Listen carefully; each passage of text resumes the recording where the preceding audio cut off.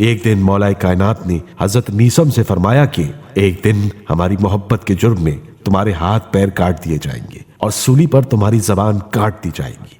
میثم نے پوچھا ایسا کون کرے گا؟ آپ علیہ السلام نے فرمایا ایک فاجر کنیز کا پست فطرت بیٹا جس کا نام عبید اللہ ابن زیاد ہے۔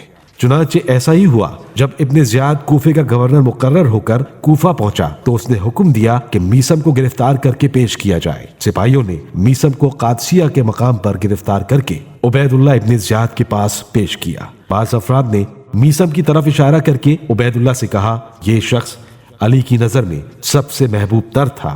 عبید اللہ ابن زیاد نے کہا افسوس ہو آپ پر، کیا علی اس اجمی کا اس قدر احترام کرتے تھے؟ اس کے بعد کہا کیا تم میثم ہو؟ میثم نے کہا ہاں۔ عبید اللہ نے کہا تیرا پروردگار کہاں ہے؟ میثم نے کہا ظالموں کی گھات میں ہے اور تم ایک ظالم ہو۔ عبید اللہ نے کہا ابو تراب سے اظہار نفرت کرو۔ میثم نے فرمایا میں ابو تراب کو نہیں جانتا۔ عبید اللہ نے ایک بار پھر کہا علی ابن ابی طالب سے اظہار نفرت کرو۔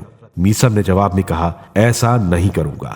عبید اللہ ابن زیاد نے کہا علی نے تجھے کیا بتایا تھا کہ میں تجھ سے کیا سلوک کروں گا؟ میثم نے فرمایا میرے مولا نے مجھے بتایا تھا تو مجھے سولی پر لٹکائے گا اور میری سولی 10ویں نمبر پر ہوگی اور اس کی لکڑی سب سے چھوٹی ہوگی اور زمین کے قریب ہوگی۔ ابن زیاد نے کہا علی نے تجھے جو خبر دی ہے میں اسے جھوٹا ثابت کر دکھاؤں گا۔ میثم نے کہا ایسا ناممکن ہے، علی نے جو کچھ کہا ہے انہوں نے پیغمبر اکرم سے سنا ہے اور پیغمبر نے جبرائیل سے اور جبرائیل نے حکم خدا سے کہا ہے۔ حضرت علی کے فرمان کو جھوٹا ثابت کرنے کے لیے پیغمبر اکرم صلی اللہ علیہ وآلہ وسلم، جبرائیل اور خدا کو جھوٹا ثابت کرنا ہوگا اور ایسا ہونا ناممکن ہے۔ خدا کی قسم میں جانتا ہوں کہ کوفے کے کس مقام پر مجھے سولی دی جائے گی اور میں تاریخ اسلام کا پہلا فرد ہوں گا جس کے منہ میں لگام ڈالی جائے گی۔ ابن زیاد نے انہیں قید خانے بھیج دیا۔ اس وقت قید خانے میں مختار بن ابو عبیدہ ثقفی بھی قید تھے۔ میثم نے مختار سے فرمایا تو رہا ہو جائے گا اور قاتلان حسین علیہ السلام سے انتقال لے گا اور میرے قاتل عبید اللہ ابن زیاد کو قتل کرے گا۔ ایک دن ابن زیاد نے مختار کو قتل کرنے کے لیے زندان سے نکالا۔ ابن زیاد جلاد کو حکم دے چکا تھا کہ مختار کا سر قلم کر دو کہ اتنے میں معلم عمیر یزید سے مختار کی رہائی کا پروانہ لے کر آ گیا اور مختار کو رہائی مل گئی۔ اس کے بعد ابن زیاد نے حکم دیا کہ میثم کو سولی پر چڑھا دیا جائے۔ چنانچہ عمرو بن حریث کے گھر کے سامنے انہیں کھجور کے درخت پر لٹکا دیا گیا اور ان کے ہاتھ پاؤں اور ریڑھ کی ہڈی میں میخیں گاڑ دی گئیں۔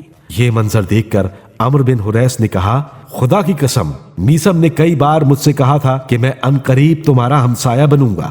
میں سمجھتا تھا شاید میثم میرے پڑوسی ابن مسعود یا کسی اور کا مکان خریدنا چاہتے ہیں۔ میثم سولی پر چڑھے تو لوگ ان کو دیکھنے کے لیے آئے۔ میثم نے سولی پر کھڑے ہو کر فضائل امیر المومنین علیہ السلام بیان کرنا شروع کیے تو حکومت کے مخبروں نے ابن زیاد کو اطلاع دی۔ اس وقت ابن زیاد نے حکم دیا کہ ان کے منہ میں لگام ڈالو تاکہ یہ بول نہ سکیں۔ تیسرے دن میثم کے جسم پر نیزہ مارا گیا اور شام کے وقت ان کے دماغ اور منہ سے خون جاری ہوا اور انہوں نے شہادت پائی۔ کہا گیا ہے کہ میثم تمار اسلام میں وہ پہلے شخص تھے جن کے منہ پر لگام چڑھائی گئی۔ حضرت میثم تمار کو محبت علی علیہ السلام کے جرم میں 60 ہجری میں امام حسین علیہ السلام کے کربلا پہنچنے سے 10 دن پہلے قتل کر دیا گیا تھا۔ ان کا جنازہ 3 دن تک سولی پر لٹکا رہا۔ آخرکار 7 خرما فروشوں نے رات میں سپاہیوں کو دھوکہ دے کر آپ کا جنازہ درخت سے اتارا اور قبیلہ بنی مراد کی ایک نہر میں لا کر دفنا دیا اور اوپر سے پانی جاری کر دیا۔